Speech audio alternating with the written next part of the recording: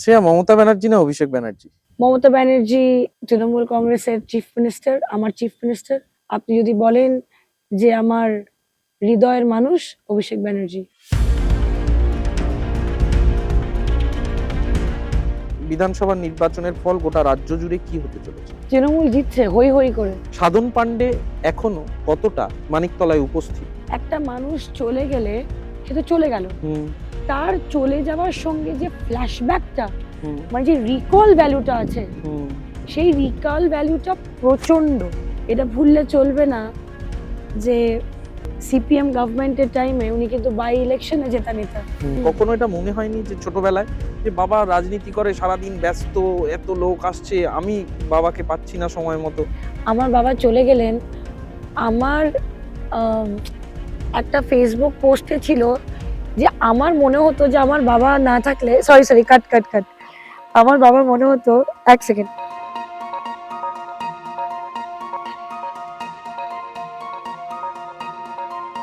নমস্কার, আজকাল ডট ইনের এক বচন বহু বচন পডকাস্টে আপনাদের স্বাগত জানাই।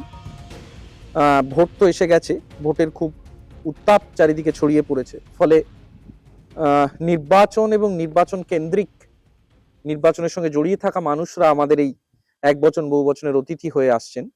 আজকে যিনি অতিথি, তার থেকে সত্যি আমি আস্তে আস্তে ভাবছিলাম আমার অনেক কিছু জানার আছে। অতীত জানার আছে, বর্তমান জানার আছে এবং ভবিষ্যতও জানার আছে। কারণ আজকের অতিথি মানিকতলা কেন্দ্রের তৃণমূল কংগ্রেস প্রার্থী শ্রেয়া পান্ডে। শ্রেয়াকে স্বাগত জানাই। নমস্কার, thank you for having me. Shreya, আমি প্রথমে যেটা জানতে চাইবো, খুব স্টিরিওটিপিক্যাল প্রশ্ন মনে হতে পারে, কিন্তু তবুও ভোটের আর মাত্র কয়েকদিন বাকি। কি মনে হচ্ছে মানিকতলা কেন্দ্রের ফল কি হতে চলেছে? দারুণ দারুণ মানে? দারুণ হাওয়া বলছে, দেখো, যেই তুমি জিজ্ঞেস করলে ভোটের ফল কি হবে, গাছপালা, আকাশ সব মানে হাওয়ায়, মানে ঝড়। মানিকতলা কেন্দ্রর সঙ্গে যার কথা ওতপ্রোতভাবে, আমি যখন এই ইন্টারভিউটা শুরুর আগে আমি বলছিলাম যে আমি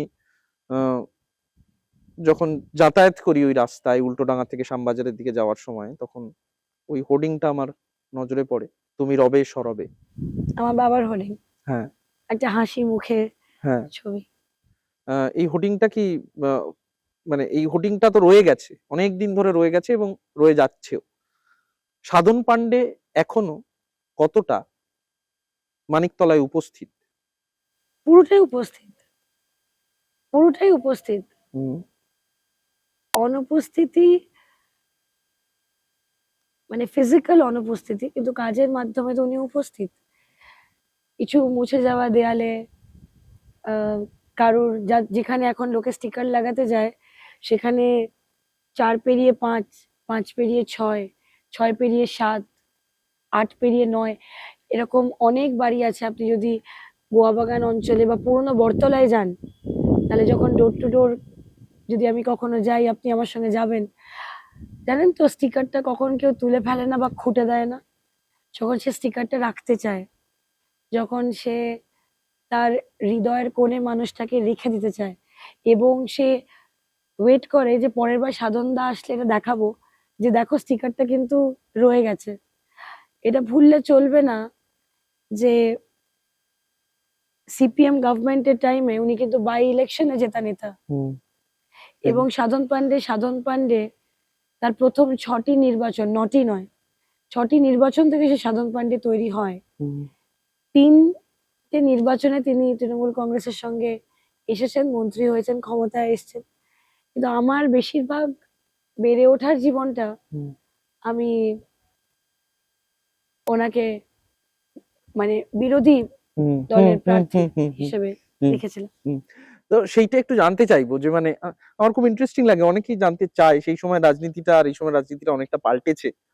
কিন্তু আমি তুমি বলছি, তুমি যখন খুব ছোট, যখন উনি পুরোদমে রাজনীতি করছেন এবং সেই সময় বিরোধী রাজনীতি করছেন, এটা খুব একটা খুব চাপের সময় সেই সময়টা, এবং সিপিএম। দেখো, একটা জিনিস আমি মনে করি, এই যে মানুষ বলে চাপ, চাপ যেন কখন হয়,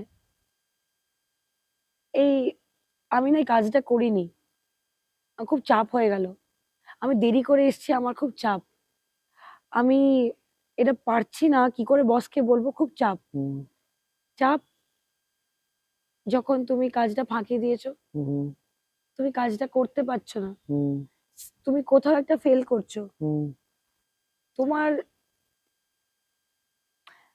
মানে এটা একটা, কি বলবো, পজিটিভ নেগেটিভ মিলিয়ে আমরা যেরকম কিছু কথা বলি বাংলায়, উফ খুব চাপ হয়ে যাচ্ছে, হুম, মানে যেটা তোমার কাছে উফ, হুম। সেটাই তোমার কাছে চাপ। আচ্ছা। তো যেখানে রাজনীতিটা তার কাছে উফের জায়গায় নেই, হুম, তাহলে সেটা চাপ মুক্ত, হুম, হুম, সেটা ভালোবাসার জায়গা। হুম, আমি একদম চাপে নেই। হুম। মানে এই আমি একটা 35 দিন ধরে ক্যাম্পেইন করছি, কোনো পডকাস্ট, কোনো ইন্টারভিউ, কোনো মুড সুইং, কোনো কাউকে রাগে কোনো কথা বলা, কোনো সময় কর্তৃপক্ষের কাউকে গালাগালি দেওয়া, বিপরীত পক্ষের কাউকে গালাগাল দেওয়া, বা ব্লেম করা, আমাদের 5টা ওসি চেঞ্জ হয়ে গেছে, হুম, ব্লেম করা কাউকে, ইসিআই কে ব্লেম করা, বিকজ আমি জানি যে কাউকেই কিছু করে এখন এই ইলেকশনের মুহূর্তে কিছুই হবে না। হুম, ইসিআই তোমার কথা শুনবে না, হুম, তুমি যতই কমপ্লেন করো, ওরা ডেফ হয়ে যাবে, এক কান দিয়ে শুনবে, এক কান দিয়ে বার করে দেবে। তুমি জানো যে কিছু খারাপ কথা বললে তোমারই সম্মান, মানে ফ্যামিলির সম্মান যাবে, তোমার স্কুলের টিচার দেখে ভাববে এইটা তোমাকে বড় করেছিলাম। আমাদের তো আনসারেবিলিটি আছে, হুম, আমাদের তো সোশ্যাল স্ট্যান্ডিং আছে, সমাজে একটা নাম আছে। ব্যক্তিগত আক্রমণ, ব্যক্তিগত মানুষকে নিচু করা, ছোট করা, মানুষ কখন করে? যখন সে ফ্রাস্ট্রেটেড থাকে। আমি আর একটা জিনিস জানতে চাই যে মানে ধরো সচিন টেন্ডুলকারের ছেলে ক্রিকেট খেলতে নামছে, সুনীল গাভাস্কারের ছেলে ক্রিকেট খেলতে নামছে। সুনীল গাভাস্কারের একটা ব্যাগেজ আছে, সচিন টেন্ডুলকারের একটা ব্যাগেজ আছে, নিশ্চয়ই সাধন পান্ডের মেয়ে একটা যখন, ব্যাগেজ আছে, হ্যাঁ, একটা ব্যাগেজ। সেইটা চাপ তৈরি করছে না না কখনো? না, সেটাই চাপ, হ্যাঁ, সেটা চাপ নয়। হ্যাঁ, সেটাই হলো, মানে আমাকে তুমি জিজ্ঞেস করো যে লড়াইটা কি, হুম, লড়াইটা জেতা নয়। হুম, জেতার পর এই যে লোকজন আমাকে পুরো ডোর টু ডোর ক্যাম্পেইনে বলেছে, হুম, বাবু বাবার মতো হয়েও, হুম, আশীর্বাদ করছি, সাধনের মতো কাজ করো। হুম, এই দেখো, সাধন দা এটা করে দিয়ে গেছে। হুম, সাধন দা আমার হৃদয়ে আছে, সাধন আমার ছেলে, হুম, সাধন এখানে বসেছে, সাধন ওখানে বসেছে।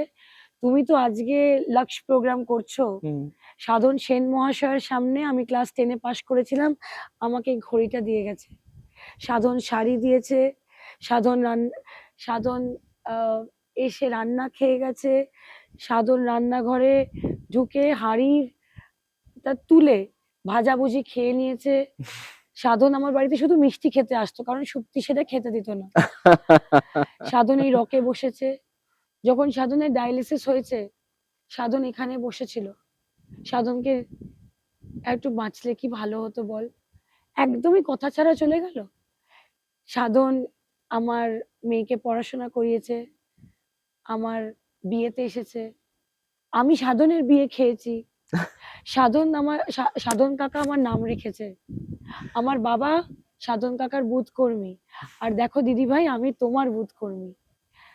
ইউ মানে ক্যানট, একটা কথা বলবো, একটা মানুষ চলে গেলে সে তো চলে গেল, হুম, তার চলে যাওয়ার সঙ্গে যে ফ্ল্যাশব্যাকটা, হুম, মানে যে রিকল ভ্যালুটা আছে, হুম, সেই রিকল ভ্যালুটা প্রচন্ড। হুম, এবং 9 বার হুম, জেতা একটা বিধায়ক, মানে অ্যাবসলিউটলি এটা কেউ কোনো লোক, মানে এটা যে কোনো মানুষের ঈর্ষার বিষয়। বিষয়। সে আমি চাইলেও আমি বাঁচবই না অত দূর 9 বার জেতবার জন্য। তো যে কোনো মানুষের ঈর্ষার বিষয়, অতটা 9 টাইমস কনজিকিউটিভলি একই জায়গা থেকে জেতা এবং চাপ মুক্ত জেতা, হ্যাঁ, হ্যাঁ, হ্যাঁ। মানে মানে খুব ওটা খুব স্বাভাবিক, ন্যাচারাল, মানে চন্দ্র সূর্য ওঠার মতোই সাধন পান্ডে মানিকতলার বিধায়ক হবেন, এটা খুব স্বাভাবিক হয়ে গিয়েছিল আর কি।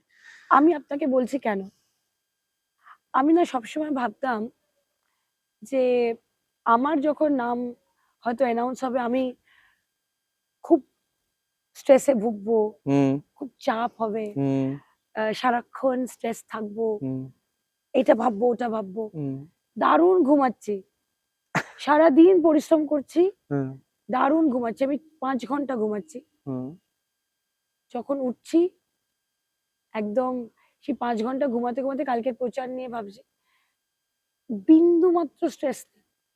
বিন্দু মাত্র স্ট্রেস নেই।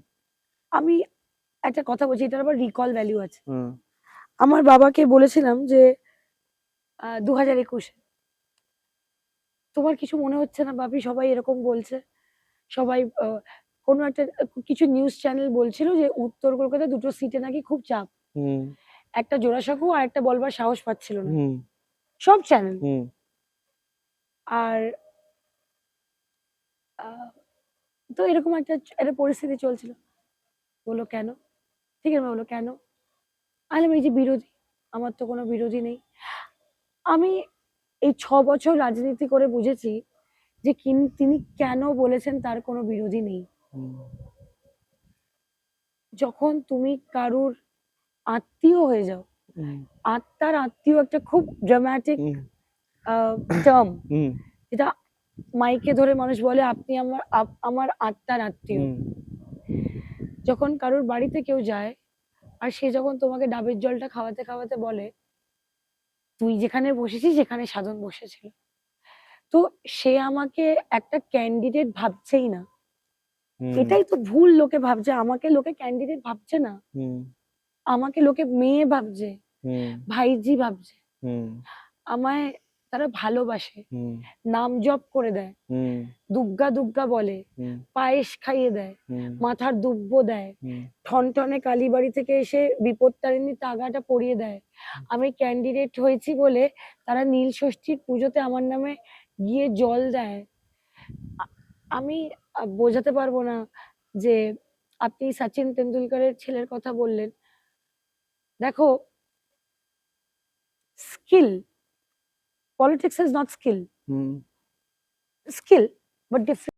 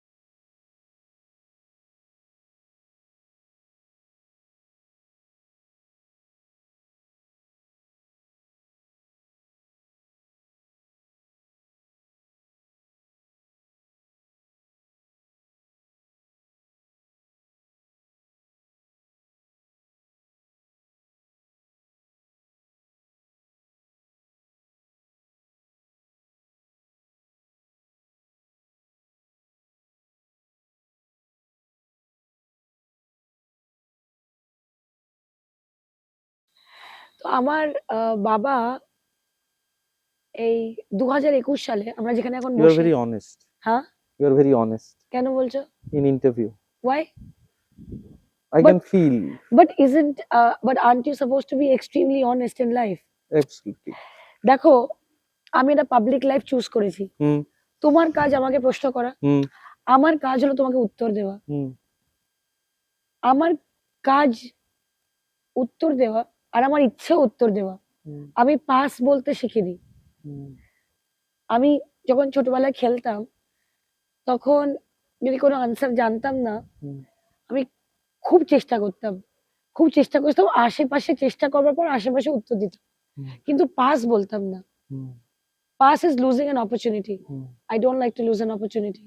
I can see Sadhan Pandey is around here and I can feel উনি হয়তো শুনছেন তোমার কথাগুলো and হ্যাঁ আমাকে তো he's very very proud of his না, তো আমি ওনার আমি daughter. ওনার আমি ওনার আমি ওনার সঙ্গে আহ, উনি যখন মন্ত্রী ছিলেন আমি মানে উনি এত পলিটিক্যাল প্রোগ্রাম করেছেন কেউ বলতে পারবে না যে আমি স্টেজে গেছি বা অ্যাঙ্কারিং করেছি, বা উনি মন্ত্রী থাকাকালীন আমি ওনার প্রোগ্রামে সঞ্চালনা করেছি, কারণ আমার বাবা খুব স্ট্রিক্ট ছিলেন।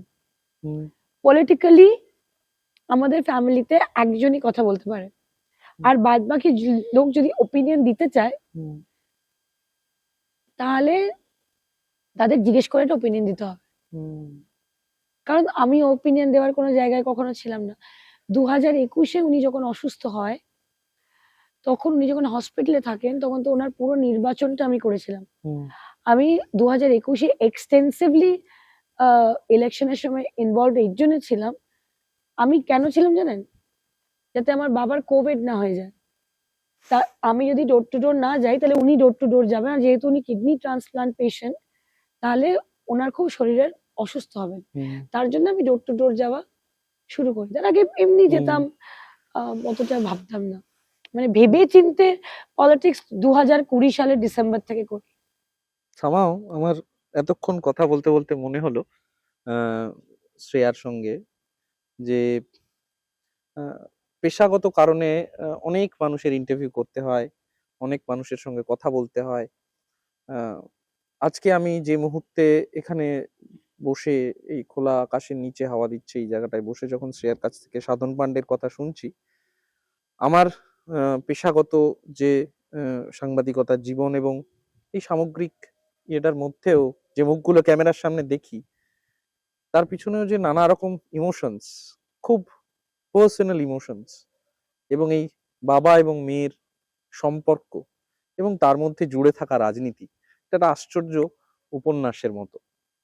যদি কোনোদিন আহ, যদি কোনোদিন সুযোগ হয়, তাহলে হয়তো কেউ এটা নিয়ে একটা দীর্ঘ উপন্যাস লিখে ফেলতে পারে। বাবার মেয়েদের একটা, দেখো তোমাকে একটা কথা বলি, আর একটা কথা বলছি, বাবার মেয়ে, এটা কিন্তু শুধু রাজনৈতিক বাবা বা মেয়ে নয়। আমার মনে হয় যে একটা বাবা চলে যাওয়া যে কোনো মেয়ের জন্য একটা ডিজাস্টার, বিকজ তার প্রথম ভালোবাসা, প্রথম পুরুষ। আর আমার যেহেতু বিয়ে হয়নি, হুম, আমার বিরোধী প্রার্থী বলে যে আমার বিয়ে হয়ে গেছে, আমি তাকে সেটা আমার এফিডেভিটে বলিনি। হুম, কিন্তু বাবা ছাড়া, আর আমি না একদম এই যে তোমার ক্যামেরাতে বাবার কথা বলছি বলে আমার নাক থেকে জল পড়ছে, এটা নিয়ে রিগ্রেটের ব্যাপার নয়, কারণ না এটা না, আমার এত পার্সোনাল লাইফ এটা হ্যাঁ, যে এক্স্যাক্ট, তুমি যদি অ্যাবসলিউটলি। আমাকে জিজ্ঞেস করো তৃণমূল কংগ্রেস, আমি তোমাকে একগাল হেসে উত্তর দিতে পারি, বা আমি তোমাকে উত্তর দিতে পারি, কিন্তু তুমি আমাকে বাবার ব্যাপারে যদি জিজ্ঞেস করো, তাহলে মানে ইট ইজ লাইক, বাবা যদি আজকে বেঁচে থাকতেন, তাহলে আমি এখানে বসে থাকতাম না। আমি ওনার এই প্রচারে, উনি যখন তোমার ইন্টারভিউ করতেন, তখন আমি ওই চেয়ারে বসে থাকতাম। তো ওটাই আমি চাইতাম। আমি ওনাকে রিপ্লেস কোনোদিন করতে চাই না। আমি সবার কাছে মানিকতলার বিধায়ক হবার আগে যেন সর্বদা সবসময় সাধন কন্যা আর সাধনের মেয়ে, ঠিক এটা যেভাবে বয়স্ক মানুষেরা বলে, আমার কানের মধ্যে আসে, সাধনের মেয়ে এসেছে, মানে একটা টোনে বলে উত্তর কলকাতার সব বনেদি পরিবাররা। আমি যেন ওরকম থাকতে পারি। আই আই আই লাভ ইট। কারণ প্রত্যেক সময় যখন তুমি সাধনের মেয়ে বলছো, তুমি সাধন কথাটা ব্যবহার করছো, আর সেই জায়গাটা রিকল ভ্যালিউ আর এক্সিস্টেন্স দুটোই একসঙ্গে থাকছে। তাই আমার যখন দেয়াল লেখা হয়েছে, আমি ছেলেদের বলেছি যে দেখ না, ওই দেয়ালটা একটু আবছা হয়ে গেছে, আমি তো ক্যাম্পেইন করছি, ওই দেয়ালটা একটু আর একটু গাঢ় করে সাধন পান্ডে লিখে দে না, আরো 5 বছর থাকবে। ওই দেয়ালটা কেউ টাচ করে না। কিছু দেয়াল আছে, কিছু নাম আছে, কিছু পোস্টার আছে। দেখুন, আমি কিন্তু নির্বাচন লড়ছি, কিন্তু আপনি আমার নির্বাচন লড়বার পর এবং আগে তুমি রবের সরবে, ওটা কিন্তু আপনি রিপ্লেস হতে দেখবেন না। না, দেখিনি, বিকজ ওটা থাকলে আসতে যেতে মনে হয় উনি আছে। হ্যাঁ, ঠিক ঠিক। আমরা এবার একটু এখনকার কথায় হ্যাঁ, আসি। বলো। তো আমার অসংখ্য প্রশ্ন মাথায় আসছে, তার মধ্যে সেটা প্রথম জিজ্ঞাসা করার, সেটা হচ্ছে যে যেদিন প্রার্থী ঘোষণা হচ্ছিল, যে প্রেস কনফারেন্সে প্রার্থী ঘোষণা হচ্ছিল, সেদিন কি তুমি টেনশনে ছিলে? না। তুমি জানতে তুমি প্রার্থী হবে? হ্যাঁ, আচ্ছা, নিশ্চয়ই। মানে তুমি জানতে, নাকি তোমার সমর্থক যারা এখানকার কর্মী সমর্থক তারাও সকলে জানতেন, নাকি তুমি পার্সোনালি জানতে? আমি পার্সোনালি জানতাম। ফলে এটা খুব এক্সপেক্টেড ছিল। এক্সপেক্টেড ছিল। Okay, okay, some okay, things are meant to be. Okay, okay. And after final announcement, you are happy and you know you will win.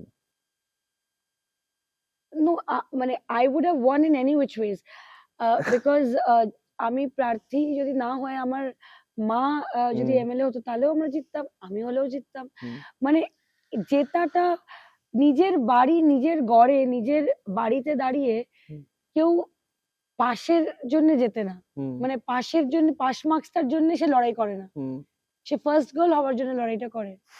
তো আমি সেটাই করছি। শ্রেয়া, এসআইআর নিয়ে নানা রকম আলোচনা হ্যাঁ। চলছে, এসআইআর নিয়ে নানা রকম প্রবলেমস হয়েছে। তো এসআইআর এর প্রভাব মানিকতলা কেন্দ্রে কিরকম? মানিকতলা অ্যারাউন্ড 50,000 নাম কাটা গেছে, হুম। এবং মানিকতলাটা 99.2%, 3% হিন্দু ভোটার। হুম। তো যে 50,000 লোকের নাম বাদ গেছে, হুম।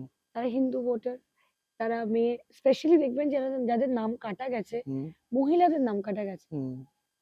এবং স্ট্র্যাটেজিক্যালি মাদের নাম কাটা গেছে, হুম। ছেলে মেয়েদের নাম আছে। হুম। তো এই যে ছেলে মেয়েরা জন্মেছে, হুম। তারা কি তারা তো বায়োলজিক্যাল, তারা মোদিজির মতো নয়, তারা biologically born from their mother. Hmm. তো মা বাবার নামটা কাটা গেছে, ছেলে মেয়েদের নামটা আছে। হুম। তো ছেলে মেয়েরা কি সূর্যপুত্র, মানে তাদের কি সূর্য দেবতা যেরকম কুন্তিকে আশীর্বাদ দিয়েছিল, একটা ছোটবেলায় দেখেছিলাম একটা স্ট্রেট লাইন চলে এলো আর কুন্তির হাতে বাচ্চা চলে এলো, সেরকম ভাবে জন্মেছে? তো দেখো, আমরা এটাকে নিয়ে লড়ছি। যখন একটা আমাদের কিন্তু উত্তর কলকাতায় একটা জিনিস দেখবে, লোক কিন্তু 80-85 বয়স হয়ে গেলেও হুম। ভোট কেন্দ্রে গিয়ে হুম। ভোট দিতে চায়। হুম। হুম। তাদের এই ইচ্ছাটা হুম। একটা প্রবল, হুম। আমি কিন্তু গিয়ে ভোট দেব। হুম। কেউ কিন্তু খুব একটা রিকোয়েস্ট করে না হুম। যে আমার ভোটটা বলছে জানিস তো এবারে এসে নেবে, হুম। আমি কি গিয়ে দিলে হতো না? হুম। এই যে কথাটা, হুম। এদের নামটা যখন বাদ যায়, হুম। হুম। আমি ছোটবেলা থেকে ভোট দিয়েছি, কেন আমার নামটা তোমার বাদ কাছে দিল? এরকম অভিযোগ হ্যাঁ এসছে? হ্যাঁ, নিশ্চয়ই, ভুরি ভুরি। প্রায় তুমি বললে আমি 400 লোকের পেপার তোমাকে দিয়ে দিতে পারি, মানে এখন চাইলে এখন দিয়ে দিতে পারি। তারা কি করছেন? তারা তাদের তাদের এখন কি করণীয়? তারা কি কিছুই করণীয় নেই। উমা, এখানে আবার কারোর করণীয় কিছু থাকছে নাকি? তারা তো নিজের ডিক্টেটরশিপ, যাদের মনে আমার ইচ্ছে নেই তুমি ভোট দেবে, তুমি দেবে না। আধার কার্ড বলা হয়েছিল যে ম্যান্ডেটরি নয়, হুম। এখন আধার কার্ড ম্যান্ডেটরি। একটা এয়ারপোর্টে একটা নতুন সিস্টেম হয়েছে, কি যেটা লাইনে ডিজি যাত্রা, হুম। বলছে ওটা ম্যান্ডেটরি নয়, হুম। তুমি দেখবে এটা ম্যান্ডেটরি করে দেবে, because the government wants to know in India তুমি কোথায় গেছো, হুম। তাই জন্য ডিজি যাত্রা। হুম। হুম। মানে তোমাকে, আচ্ছা বাইকে তুমি কখন চড়বে হুম। সেটা গভর্নমেন্ট ডিসাইড করে দিচ্ছে, হুম। তুমি কটার পর বাইক চড়বে, তুমি বাইক চড়বে কিনা, তোমার পেছনে কেউ চড়বে কিনা। হুম। হুম। হুম। দেখো, তুমি একটা জিনিস, হয়তো আমার বলাটা ক্যামেরাতে ঠিক নেই, না থাক এটা বলবো না। না না, বলো বলো বলো প্লিজ। এরকম, দেখো, আমি এটা ট্রোল প্লিজ করবেন না, আমি আজকে একটা জিনিস অনেক ফিগার আউট করেছি। Okay, something needs to be exclusive for me at least. Exclusive না, এই যে বলে দিল সব দোকান বন্ধ, অ্যালকোহল বন্ধ, হ্যাঁ। তো তো অনেক মানুষ অ্যালকোহল ডিপেন্ডেন্ট, তো তাদের ভোট তো বিজেপি পাচ্ছে না, তো সেটা কত পার্সেন্টেজ আপনি ভাবুন। আমি এটাই ভাবছিলাম যে যে এটা আমাদের মধ্যে ঠাট্টা ইয়ার্কিতে কথা হচ্ছিল। কিন্তু কেউ তো তোমাকে এটা বলবে না, না, বলবে কিন্তু সবই তো বন্ধ। হ্যাঁ, অ্যাবসলিউটলি দেখো, অ্যাবসলিউটলি। গুজরাটে বন্ধ হুম। অ্যালকোহল, তারপর মাছ মাংস, হুম। তো অ্যালকোহল দিয়ে কলকাতায় শুরু করেছে, মাছ মাংসটা শুরু করে দেবে, 3টে জিনিসই বন্ধ করে দেবে। হ্যাঁ। কিন্তু যারা যারা এইগুলো কনজিউম করেন, হুম। এখন বলবে সিগারেটও বন্ধ করে দিছে নাকি? না না না, সিগারেট আছে এখনো পর্যন্ত। আছে, হ্যাঁ। তো এই যে বন্ধ করে দেবে, আমি বলছি না যে হেলথ কারণে বা না হেলথ কারণে, এটা তো মানুষের নিজের বন্ধ করা উচিত। হুম। আপনি বন্ধ করবার কে? হুম। মানুষ নিজে বলবে আমি একটা এই যে ফ্রেশ টাইম সোডা খাবো, আমি এটা খাবো না, এটা আমি ডাবের জল খাবো না, এটা আমি নুন চিনির জল খাবো না, এটা আমি অ্যালকোহল মানে খাবো। মানে আমি যাই খাবো, হুম। আমি আপনার চয়েসে খাবো কেন?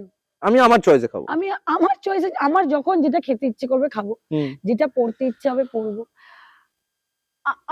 আমি তো বুঝতেই পারছি না যে আমার অ্যাফিডেভিটে লেখা আছে আমি কিন্তু আমি সিঙ্গেল হুম। এবং হ্যাপিলি সিঙ্গেল। ওকে। বিরোধী প্রার্থী প্রেস কনফারেন্স করে বলছে আমি বিবাহিত। আচ্ছা একটা কথা আমি বুঝতেই পারছি না, তাহলে আমার তো অ্যাফিডেভিটটাকে চ্যালেঞ্জ করা উচিত। হ্যাঁ। যদি আপনারা অন্য কারোর অ্যাফিডেভিট চ্যালেঞ্জ করেন, তার সম্পত্তি এটা আছে, এক্স আছে, ওয়াই বেরিয়েছে বলে, তাহলে তো আমার অ্যাফিডেভিটটা বিজেপি প্রেস কনফারেন্স করে তাদের আইটি সেল এবং বিজেপি হ্যান্ডেল থেকে বলছে আমি বিবাহিত। তো তাহলে আমার অ্যাফিডেভিটটা চ্যালেঞ্জ করে কেন আমার নামটা খারিজ করে দিচ্ছে না? কেন ভয় পাচ্ছে? আমি আমি কিছুই মানে শুধু মঞ্চে গিয়ে গালাগালি দেবো, কিন্তু সেটা আমি আবার রেকর্ড করব না, সেটা আমি লাইভ করব না, প্রেস কনফারেন্স করে বলবো। এটা এটা তাহলে ভালো লাগে না। বলবে, শুনবো। তো আমি এবার একটু পরের প্রশ্নে আসি। অনেকগুলো কাজ তুমি করছো দীর্ঘদিন ধরে মানিকতলা কেন্দ্র এলাকায়। তুমি কি ক্যারাটে নিজে জানো? হ্যাঁ। তুমি কি সেই জন্য ক্যারাটে ক্লাসটা শুরু করেছো? হ্যাঁ। সুইমিং? হ্যাঁ, আমি ডিপ সি ডাইভিং করি। আমি কেভ ডাইভিং করি, সার্টিফাইড, মানে 6 আওয়ার্স প্রো। ওকে। মানে আমার সোশ্যাল মিডিয়া হ্যান্ডেলে দেখবে যে অনেকে আবার প্রার্থী হয়ে সব ছবি টবি আবার ভিডিও টিডিও ডিলিট করে দেয়। আমি কিন্তু করি না, আমারটাই আছে। আমার একটা ভিডিও আমি তোমাকে দেখাবো ইন্টারভিউ এর পরে। তুমি আমাকে জিজ্ঞেস করলে কিরকম চাপ যাচ্ছে বা কিরকম স্ট্রেস যাচ্ছে, ভিডিওটা তোমাকে তুমি যখনই নেক্সট টাইম কাট করবে তোমাকে ভিডিওটা দেখাবো।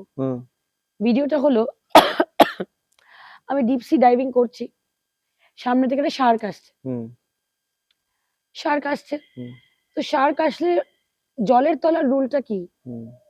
জলের তলার রুলটা হলো যদি কোনো object or anything comes your way, you don't move from your way. Same lane, same race, same pace, still থাকো, সে চলে যাবে। সেটা ঝড় আসুক বা শার্ক আসুক। ভোটের জন্য সেটা প্রযোজ্য। আমি স্টিল থাকলাম, যেই আসুক। আর যদি জিজ্ঞেস করো চাপ, তাহলে ওই ভিডিওটা তোমাকে এর জন্য দেখাবো যে যখন জলের তলায় তোমার কাছে নিঃশ্বাস তুমি নিতে পারছো না, তুমি হাজার হাজার ফিটের নিচে, এবং তোমার কাছে অক্সিজেন সিলিন্ডার আছে, এবং তোমার সামনে থেকে শার্ক আসছে, স্টিল থাকাটা খুব ডিফিকাল্ট।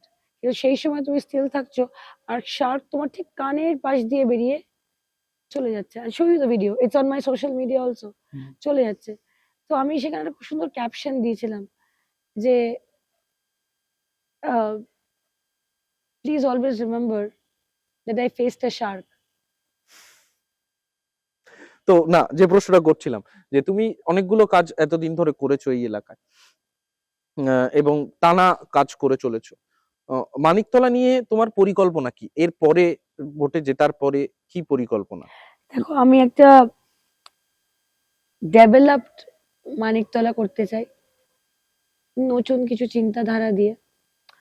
এখানে জানো তো, একটা পরিষ্কার মেঝেতে গিয়ে আমি তোমাকে বলি যে দেখো জায়গাটা কত পরিষ্কার করেছি, আমি কিন্তু সেরকম বিধায়ক হতে চাই যে ওই পরিষ্কার জিনিসের মধ্যে যদি একটা কিল পড়ে থাকে, ওই কিলটা যেন আমি দেখতে পাই। আমি এসে বলবো না যে এখানে 100% সব কাজ হয়েছে, তার কারণ 5 বছর 3.5 বছর মানিকতলা বিধায়কহীন অবস্থায় বিজেপির কেস করবার জন্য পড়েছিল, এবং 2021 সালে বাবা ভোটে জেতবার 2 মাস পরে উনি কোমাতে চলে যান। সেই সময় থেকে নিয়ে 2024 সাল অবধি কোনো সেভাবে বিধায়কহীন অবস্থায় ছিল, সেখানে কোনো ডেভেলপমেন্টের কাজ হয়ে উঠতে পারেনি। আমার মা 1.5 বছরে প্রচুর কাজ করেছে, কিন্তু 1.5 বছরে তো আর তুমি 5 বছরের কাজটা করতে পারবে না। এখানে একটা ওয়াটার বুস্টিং পাম্পিং স্টেশনের খুব দরকার। সেটা আমি প্রথমত জলের যে সমস্যাটা আছে সেটা আমি সবাইকে বলেছি যে আমি 100% করতে পারবো না, কারণ কেউ সেটা সমস্যার সমাধান 100% করতে পারবে না, কিন্তু আমি 70% যাতে সেটা ভালো হয় সেটা আমি করে এই পরিষেবাটা মানুষের কাছে পৌঁছে দেব। আমি ওয়েলকাম টু ক্যালকাটা বলে একটা গেট হয়, সেটা গেট করব। যখন কেউ কলকাতায় আসে, এটা তো আমার প্রাইডের ব্যাপার কি যখন কেউ কলকাতায় আসবে সে মানিকতলা দিয়ে এন্টার করবে উল্টো ডাঙা, ওইখানে একটা ওয়েলকাম টু কলকাতা একটা সুন্দর একটা আমরা গেট করব। যত পুরনো বাস স্ট্যান্ড গুলো আছে, আমি একটা বাস স্ট্যান্ড গভর্নমেন্টকে গিফট করেছি বানিয়ে। আচ্ছা আচ্ছা। হেদুয়ার মোড়ে যে বাস স্ট্যান্ডটা, হুম। ওটা is my gift to the government. Okay লেখা আছে to the government with love Shreya. Okay. ওটা একটা প্রতীক্ষালয়। হ্যাঁ। আমি এরকম কিছু সুন্দর প্রতীক্ষালয় করতে চাই। তার কারণ একটা বাস স্ট্যান্ড শহরের অনেক ইতিহাস জানে। হুম। তারা সেখান থেকে কেউ পরীক্ষা দিতে যায়, কারো পরীক্ষার রেজাল্ট ভালো হলে সে সেটা জিতে ফেরে, কারোর পরীক্ষার খারাপ হলে সে সেখানে চিন্তা করে, কেউ রেজাল্ট আনতে গেলে সে যতক্ষণ বাসের জন্য ওয়েট করে সে ভাবে, যখন কারোর বাচ্চা হয় সে যখন নিজের বাচ্চাকে প্রথমবার সে বাসে করে দেখতে হসপিটালে যায়, সে বাবার একটা আকাঙ্ক্ষা থাকে। দেখো, এত কিছু মোড অফ ট্রান্সপোর্টেশন চলে এসেছে, এই বাইক টাইক সব কিছু, কিন্তু বাস স্ট্যান্ডের একটা যে ঐতিহ্য, যে হিস্ট্রি, যে রিকল ভ্যালিউ, এটা একটা আমার মনে হয় যে সুন্দর। আমি মনে করি আমার শহরটাকে সুন্দর বানাবো। আমি পলিটিক্স করবার আগে ইন্টেরিয়র ডিজাইন করতাম, হুম। কিন্তু সেটা আর করা হলো না। তার কারণ আমি খুব শখে করতাম, আর খুব ভালোবেসে ইন্টেরিয়র করতাম, কিন্তু আমার বাবা যেহেতু মন্ত্রী ছিলেন, তো তাকে সবসময় পুল করবার জন্যে বিপরীত গভর্নমেন্ট সবসময় আমাকে পুল করবার চেষ্টা করতো, আর আমাকে পুল করবার চেষ্টা করে তারা আমার ক্লায়েন্টদের পুল করতো। হুম। মানে ধরো যারা আমার সঙ্গে কাঠের কাজ করেছে, কাঠ মিস্ত্রি, পেন্টার, মানে আপনি ভাববেন হয়তো যে কাদের কাদের ডাকা হয়েছে, এসব সংস্থা তাদের ডেকে ডেকে হ্যারাস করতো। আমার ক্লায়েন্ট খুব মানে হাই এন্ড ক্লায়েন্ট ছিল, তো তাদের ফোন করে করে জিজ্ঞেস করা যে কিভাবে কাজ পেয়েছে, কিভাবে কাজ পেয়েছে। তো তার জন্য এই ক্লায়েন্টদের এত হ্যারাসমেন্ট আর হেনস্থা দেখে ইন্টেরিয়র ডিজাইনটা ছেড়ে দিলাম। এবং রাজনীতিতে চলে এলে সরাসরি লড়াইয়ে, একটা প্রচ্ছন্ন লড়াই ছিল, সেখান থেকে একটা সরাসরি লড়াইয়ে। হ্যাঁ, চলে এলাম, কিন্তু তত আমি ইন্টেরিয়র ডিজাইন করে খুব খুশি ছিলাম। হুম। আমার খুব ভালো লাগে জিনিস সুন্দর বানাতে, শহর সুন্দর করতে। আমি যত বন্ধ আমি একটা কথা বলছি, আমি এডুকেশন ওরিয়েন্টেড মানিকতলা করতে চাই। হুম। আমি পড়াশোনার উপর খুব জোর দিতে চাই। হুম। এখানে একটা প্রাইভেট কলেজ আছে, বেদান্তা কলেজ। হুম। হুম। এই বেদান্তা কলেজটাকে আমি নিয়ে এসেছিলাম হুম। আজ থেকে 10 বছর, হ্যাঁ 10 বছর আগে। হুম। কলেজটা এর মালিক লন্ডনে থাকে, হুম। অনিল and কিরণ আগরওয়াল। হুম। একটা জায়গায় দেখা হয়েছিল, হুম। আমি বলেছিলাম আমার ওখানে একটা স্কুল, একটা ইংলিশ মিডিয়াম কলেজ খুলবেন। হুম। সেই কথা থেকে তারা একটা কলেজ খুলেছিল। হুম। এরকম বিভিন্ন জায়গা থেকে জিনিস, মানে বলে না যে আমি যা পাবো, যেখান থেকে পাবো আমি কুড়িয়ে বাড়িয়ে নিয়ে আসবো, আমার মানিকতলাটাকে সুন্দর করবো। শ্রেয়া কি মন্ত্রী হবে এবার যদি তৃণমূলের সরকার গঠিত হয়? কি বলছেন? জিজ্ঞেস করছি। আমি মন্ত্রী কেন হবো? কেন মন্ত্রী হবেন না? তুমি বলছো? মানে আমি কোনোভাবে মানে না না, এটা আমার অ্যাসপিরেশন হয় নাকি? মন্ত্রী হওয়া কারোর অ্যাসপিরেশন হয়? আমি পলিটিক্যালি মানুষের পাশে থাকবো, মানুষ এক ডাকে চিনবে। মমতা বন্দ্যোপাধ্যায় উন্নয়ন করেছে, তার উন্নয়ন মানুষের কাছে পৌঁছে দেবো।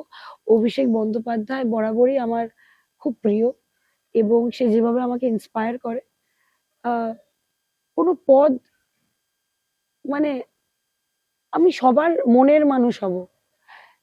এই যে বলে না কোনো পদ, তুমি কোনো আসনে বসে আছো, বিশ্বাস করো আমি মানিকতলার কনভেনার ছিলাম, আমার কোনোভাবেই মনে হতো না যে আমি কিছু মানে এমএলএ থেকে কোনো কম কাজ করেছি।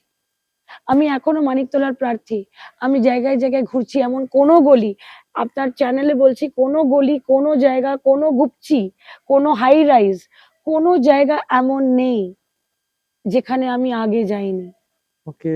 যেখানে আমি আগে কাজ করিনি, আর যেখানে আপনি মানে স্বতন্ত্রভাবে অ্যাজ পার ইয়োর চয়েস আপনি যান, গিয়ে জিজ্ঞেস করুন শ্রেয়া পান্ডে এখানে কাজ করেছে, আপনার উত্তরটা যেটা আপনি পাবেন সেটাই আমার উত্তর। আর সেকেন্ড, আমি জিতছি কিনা, আপনি মানিকতলায় তো প্রচুর বাচ্চা, হুম। একটা কথা আছে বাচ্চে বাচ্চে কো পাতা হয়, হুম। বাচ্চাদের জিজ্ঞেস করবেন যে কোনো জায়গায়, বলো তো বাবু কে জিতছে, হুম। তারা রিকল ভ্যালিতে কি নামটা বলে একটু দেখে বলবেন তো। শ্রেয়ার কোনো টেনশন নেই, শ্রেয়ার সাথে এতক্ষণ কথা বলে মোটামুটি বুঝতে পারলাম, আমরা মোটামুটি যে আড্ডাটা মারছি সেই আড্ডাতে স্পষ্ট শ্রেয়ার কোনো টেনশন নেই। কিন্তু শ্রেয়ার বিরোধী প্রার্থী যিনি, তিনি তিনি কিন্তু নানা রকম কথা বলছেন। তিনি বলেছেন যে যে নাম বাদ গেছে তারা মূলত এদেশের লোক নন, তারা আমার মা বোনদের নাম বাদ গেছে, আমার কাকিমাদের নাম বাদ গেছে, আমার বৌদিদের নাম বাদ গেছে। যাদের নাম বাদ গেছে তারা সবাই হিন্দু। তিনি বলছেন যে তিনি অভূতপূর্ব সাড়া পাচ্ছেন, এবং তিনি যে সাড়া পাচ্ছেন এর আগে কোনোদিন এরকম প্রচারে তিনি সাড়া পাননি। আমি তো রিয়েলি চাইবো উনি সাড়া পান, সাড়াটা যেন সাড়া হয়। আচ্ছা আচ্ছা, আমার হলো শুরু, তোমার হলো সাড়াটা যেন না হয়ে যায়। শ্রেয়া কি মনে হচ্ছে এবারে সামগ্রিকভাবে বিধানসভা নির্বাচনের ফল গোটা রাজ্য জুড়ে কি হতে চলেছে? তৃণমূল জিতছে হই হই করে। এসআইআর এর ফল প্রভাব তৃণমূল কিছু? একটা ভালো স্টুডেন্ট, হুম, এবং ভালো স্টুডেন্টই নার্ভাস থাকে। হুম, ভালো স্টুডেন্টই আরো ভালো করবার চেষ্টা করে। হুম, ভালো স্টুডেন্ট বলে না যে আহ, আমি চেষ্টা করছি, আমি ভালো স্টুডেন্ট চেষ্টা করে, ভালো স্টুডেন্ট পড়াশোনা করে, ভালো স্টুডেন্ট প্রত্যেক দিন কাজ করে। হুম, হুম, তৃণমূল কংগ্রেস ভালো স্টুডেন্ট হুম, হুম, হই হই করে জিতছে। হুম। এসআইআর এর কোনো আলাদা করে প্রভাব পড়তে পারে না? আমি কি বললাম, প্রভাব এসআইআর করে বিজেপি এত ব্যাকফুটে চলে গেছে, আপনি বুঝতে পারছেন না। মানুষ গ্রাউন্ডে অত্যন্ত রেগে আছে। হুম, বিজেপির একজন বলেছে কি আগের ভোটার লিস্টে এই ভোটটা হোক। হঠাৎ করে ভোটের 2 দিন আগে হুম, কেন এই কথা বলা হুম, যে আগের ভোটার লিস্টে ভোট হোক, বিজেপি জিতবে? হুম, কেন? হুম, হুম, হুম, আমিও তো বলছি, হুম, ওনারা যখন চাইছে আগের ভোটার লিস্টে ভোট হোক, আমরাও বলছি আগের ভোটার লিস্টে ভোট হোক। তাহলে আটকাচ্ছেটা কে? হুম, হুম, ওরা বলছে আগের ভোটার লিস্টে ভোট হোক, রাইট? হুম, কালকে বলেছেন, হুম, আমরাও বলছি আগের ভোটার লিস্টে ভোট হোক। হুম। আটকাচ্ছেটা কে? তুমি চাইছো গভর্নমেন্ট তোমার, বলো গিয়ে ঠিক লোককে। শ্রেয়া, সারাদিন রোদে ঘুরতে হচ্ছে, প্রচন্ড গরম এপ্রিল মাসের। এই গরমে ঘুরতে, মানে এই প্রচারে বেরোনোর আগে সকালবেলা আহ, যখন তুমি বেরোচ্ছ তার আগে তোমার কি ফুড হ্যাবিটস থাকে? আমার গরম খুব একটা লাগছে না। হ্যাঁ? আমার গরম খুব একটা লাগছে না, আচ্ছা কারণ আমি গরমে ঘুরি, আচ্ছা। আমি গরমে কাজও করি, গরমে খেলাধুলাও করি। হুম, আমি টেনিসও গরমে খেলতাম। হুম, আমি বরাবরই গরমে কাজ করেছি, সকালবেলা বেরোই, দুপুরবেলা বেরোই, আমি সবসময় বেরোই। হুম। তো আমার এরকম ক্লান্ত হচ্ছ না কোথাও? না না, একদম না। ইউ আর স্মাইলিং এখন। প্রচার আমাদের আমাদের যারা, আমি আজকে এখন এখন বাজে রাত্রির 12টা। হ্যাঁ, আমি আজকে প্রচার করেছি সকাল 7টা থেকে, হুম, এবং আমি একটা র্যালি করে ডোর টু ডোর করে তারপর এখানে এলাম। আমি আহ, আসবার আগে মানে আমি ডাইরেক্ট ডোর টু ডোর থেকে এখানে ঢুকে গেলাম। এখানে নিশ্চয়ই তুমি দেখছো কোনো আয়না নেই, কিছু নেই, না, আমার সঙ্গে কেউ নেই, হুম। আমার চুলটাও ঠিক করে আঁচড়ে আসেনি। মানে তাতে কি আছে, ডাজন্ট ম্যাটার। শ্রেয়া ইজ, মানে আমার এতক্ষণ কথা বলে যেটা মনে হলো যে শ্রেয়ার সঙ্গে কথা বলে যে একদম উত্তর কলকাতার সেই মেয়েটি, যে মেয়ে একদম ঘরের মেয়ে, উত্তর কলকাতায় যার বাড়ি, এবং যে মানে একটা যেন পাড়ায় একটা পাড়ার উৎসবের মতন করে ভোটটাকে শ্রেয়া দেখছেন দাদা। আমি খুব সেলিব্রেট করছি আমার জীবনে। আমি প্রার্থী হয়েছি, আমি নিজের প্রথম জীবনে ইলেকশন লড়ছি, আমি কাজ করেছি, হুম, মানুষ আমাকে আশীর্বাদ করছে, ভালোবাসছে। 3-4 জন নচিকেতা হুম, গানও লিখে দিয়েছে, হুম, 3-4 জন গানও লিখে দিয়েছে, কেউ কেউ কেউ কবিতাও লিখে দিচ্ছে, হুম, সবাই যা পারছে তাই খাইয়ে দিচ্ছে, হুম, খাবার বাড়িতে চলে আসছে। আমি প্রার্থী হয়ে অন্নপূর্ণা ভান্ডারের জন্য টাকা দিচ্ছে। হুম, আমাকে একটা আমি পুরো এই ইলেকশনে একটা বক্স বানিয়েছি, হুম, যা যা পাচ্ছি। হুম, আমাকে একজন টুপি দিয়েছে, হুম, যাতে আমি সানস্ক্রিন কিনে দিয়েছে, চটি কিনে দিয়েছে, শাড়ি কিনে দিয়েছে।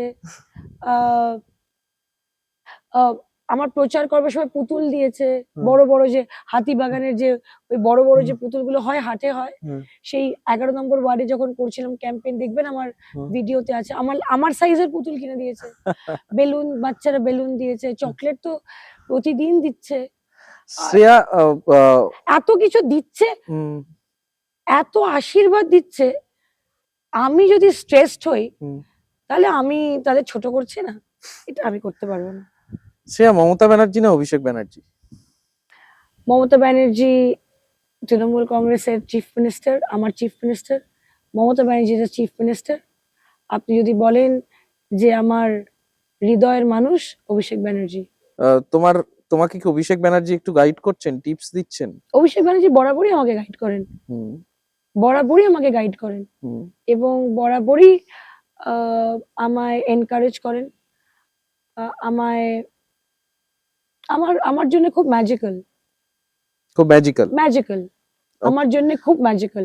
আমি ধরুন আমি খুব লো ফেজ দিয়ে গেছি জীবনে, হুম খুবই লো, হুম কিন্তু তার জীবনে সে যেরকম জায়গায় অবস্থান, তার যেরকম অবস্থা দিয়েছিল, হুম সে কিন্তু আহ, যে মুহূর্তে যখন আমার গাইডেন্স দরকার, এনকারেজমেন্ট দরকার, পুশ দরকার, আমি যাতে হারিয়ে না যাই, আহ, সেই জায়গাটা কিন্তু আমি বলবো যে অভিষেক ব্যানার্জি আমাকে খুব গাইড করেছে।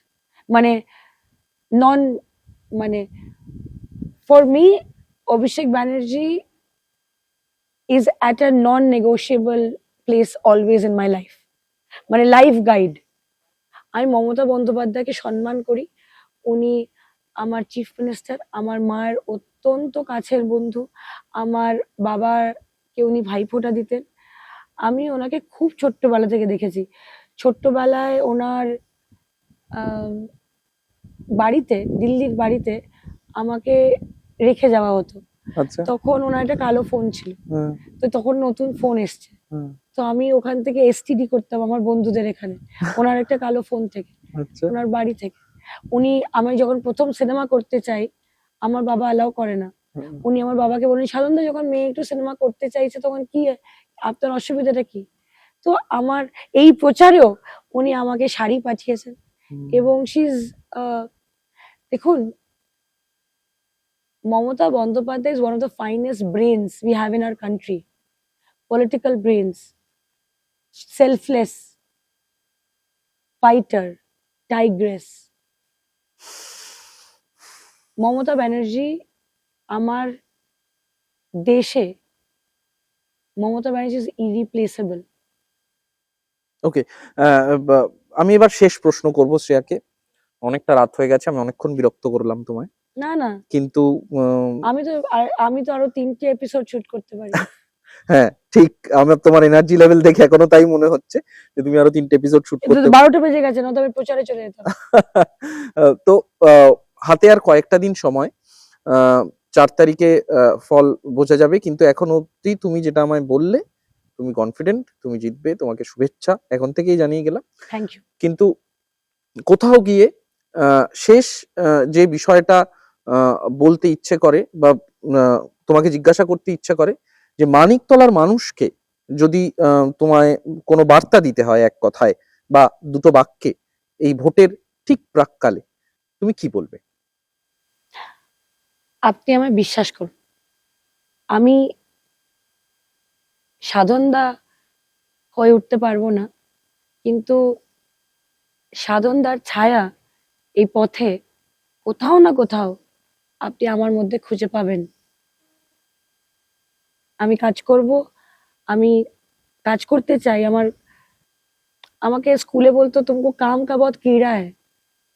তো আমি যতক্ষণ একটা কাজ পাই, তো আমি সেটাকে যতক্ষণ না ফিনিশ করি, মানে যেরকম লোকে বলে যে আমি ঝগড়াটা ফিনিশ করে রাত্রিবেলা ঘুমাতে পছন্দ করি, আমি আমার পেন্ডিং কাজটা ফিনিশ করে, মানে कल करे सो आज कर, आज करे सो अब, इतनी जल्दी नहीं है क्योंकि जीना नहीं है बरसों। ঠিক। অসংখ্য ধন্যবাদ थैंक यू। শ্রেয়া পান্ডে আমাদের সঙ্গে এতক্ষণ সময় দিলেন, থাকলেন। আমরা এক বচন বহু বচনের নতুন এপিসোড নিয়ে, নতুন অতিথিদের নিয়ে এরপর আবার ফিরে আসবো। অসংখ্য ধন্যবাদ।